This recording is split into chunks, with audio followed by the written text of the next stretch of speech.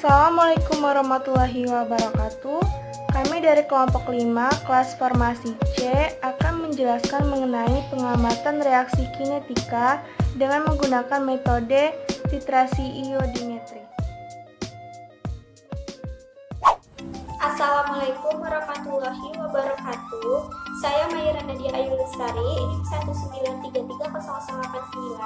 Saya akan menyampaikan materi pendahuluan tentang pengamatan hasil kinetika reaksi. Kinetika reaksi adalah suatu cabang kimia yang mempelajari tentang berlangsungnya suatu reaksi. Kinetika reaksi ini menerangkan tentang dua hal. Yang pertama, mekanisme reaksi, dan yang kedua tentang laju reaksi. Laju reaksi menunjukkan terjadinya perubahan konsentrasi zat yang terlibat dalam reaksi setiap satuan waktu. Konsentrasi per reaksi dalam suatu reaksi kimia yaitu apabila semakin lama maka akan semakin berkurang. Sedangkan hasil reaksinya apabila semakin lama maka akan semakin bertambah. Ada dua cara untuk mempercepat laju reaksi. Yang pertama yaitu dengan cara memperbesar energi kinetik, dan yang kedua dengan cara menurunkan harga EA. Adapun untuk penentuan order reaksi dilakukan dengan 3 metode.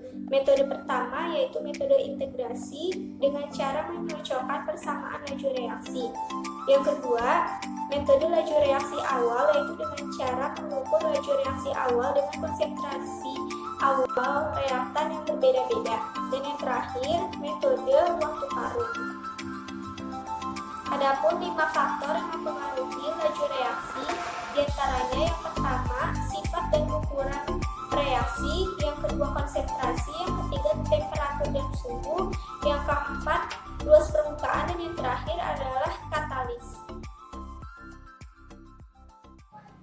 Hai, Assalamualaikum warahmatullahi wabarakatuh. Saya Hilda Aini Syifa Adesta, NIM 1933088. Di sini saya ingin menjelaskan tentang alat-alat reaksi kinetika. Beker gelas ini sebagai wadah atau tempat penampung untuk mengaduk, mencampur, dan memanaskan cairan, atau untuk menyimpan dan membuat larut-larut. Berfungsi untuk memindahkan larutan ke wadah lainnya. Waterbed ini untuk pemanasan pada suhu rendah 30 Celcius sampai 100 Celcius. Nah, kalian juga pasti tahu kan ini alat apa? Nah, alat ini berfungsi untuk mengukur suhu yang sedang dipanaskan. Nah, ini pipet ukur untuk memindahkan cairan atau larutan ke dalam wadah dalam berbagai ukuran, volume, dan skala terbesar adalah 90 ml. Nah, alat ini bernama labu ukur, fungsinya untuk menyampurkan larutan. Timbangan analitik ini untuk menyimpan massa suatu zat. Tingkat ketelitiannya lebih tinggi neraca atau timbangan. Tanduk-tanduk ini digunakan sebagai pengambilan sediaan padat seperti tablet, serbuk, dan kapsul. Alat ini sebagai alat ukur volume cairan yang tidak memerlukan ketelitian tinggi mulai dari volume 10 ml. Batang pengaduk ini digunakan untuk mencampur, mengaduk bahan kimia dan cairan untuk keperluan laboratorium.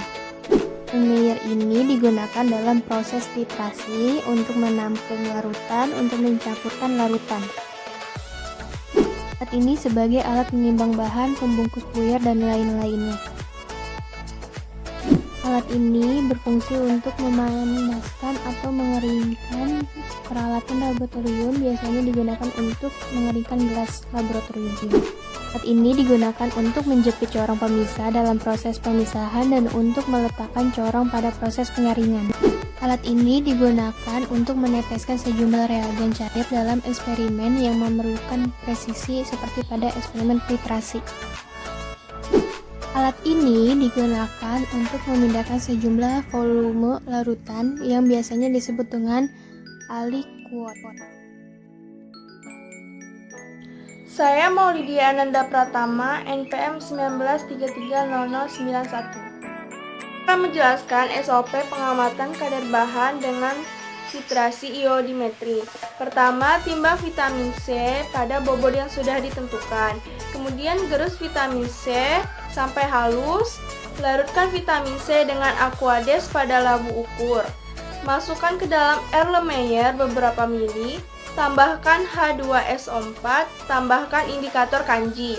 Pasang satu set alat titrasi dan isilah buret dengan larutan iodin. Dititrasi sampai larutan berubah warna menjadi warna biru tua. Catat volume yang digunakan.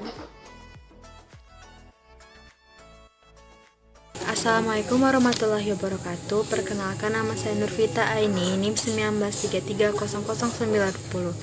Jadi saya akan menjelaskan grafik dari laporan praktikum farmasi fisik reaksi kinetika. Ini adalah grafik dari serapan 1 jam. Di sebelah kiri ada rata-rata serapan 1 jam dan di bawahnya merupakan suhu derajat Celcius.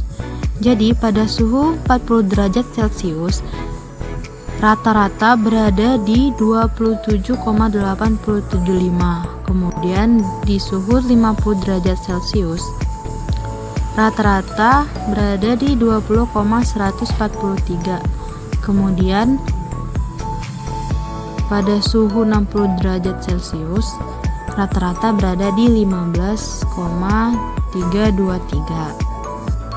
Grafik ini terlihat menurun dari suhu 40 derajat Celcius sampai suhu 60 derajat Celcius. Kemudian di sini ada grafik serapan 5 jam. Serapan 5 jam pada suhu 40 derajat Celcius berada di rata-rata 29,175. Lalu pada suhu 50 derajat Celcius itu titiknya menurun ke rata-rata 28,443. Kemudian pada suhu 60 derajat Celcius meningkat lagi di titik rata-rata 30,912.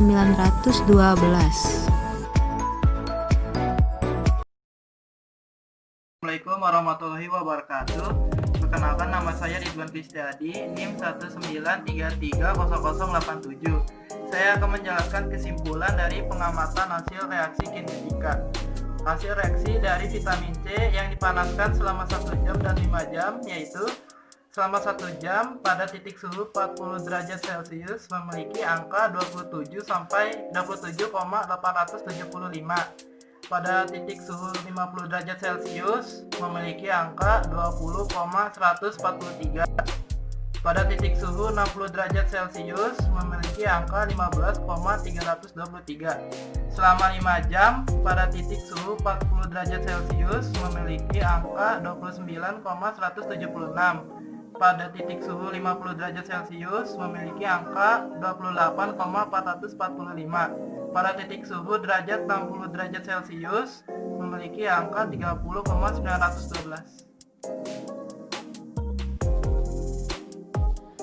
Mungkin itu saja yang dapat disampaikan oleh kelompok kami. Semoga bermanfaat. Wassalamualaikum warahmatullahi wabarakatuh.